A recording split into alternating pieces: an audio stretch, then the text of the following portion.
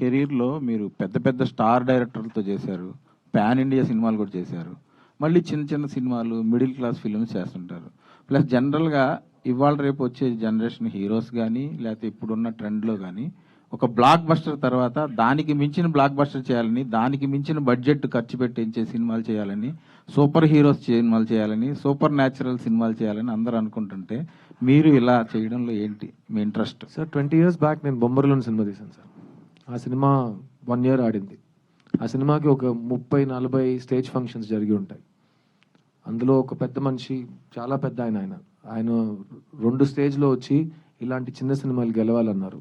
నేను స్టేజ్లో మైక్ పెట్టుకుని నా సినిమాని మీరు ఎలా చిన్న సినిమా అంటారు అన్నాను.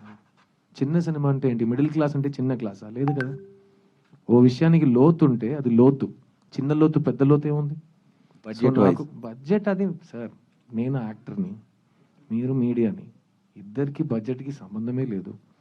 కథలో ఉన్న వాల్యూ చూసి యాక్టర్ పనిచేస్తాడు, యాక్టర్లో ఉన్న వాల్యూ చూసి మీడియా మాట్లాడుతుంది. సో టాపిక్ గురించి ఆర్టిస్ట్గా మీకు సాటిస్ఫాక్షన్ ఇవ్వచ్చు సార్. నేను 20 years నుంచి సాటిస్ఫాక్షన్ కోసమే పనిచేస్తున్నాను. ఇంకా చచ్చే వరకు నా సాటిస్ఫాక్షన్ గురించి నేను పనిచేస్తాను. ఎందుకంటే నేను కళాకారుడిని. నేను ఎవరి డబ్బుల కోసం, ఎవరి ఫేమ్ కోసం నేను ఇక్కడ రాలేదు. నేను నా కళ కోసం, నా డ్రీమ్స్ కోసం ఇక్కడికి వచ్చాను.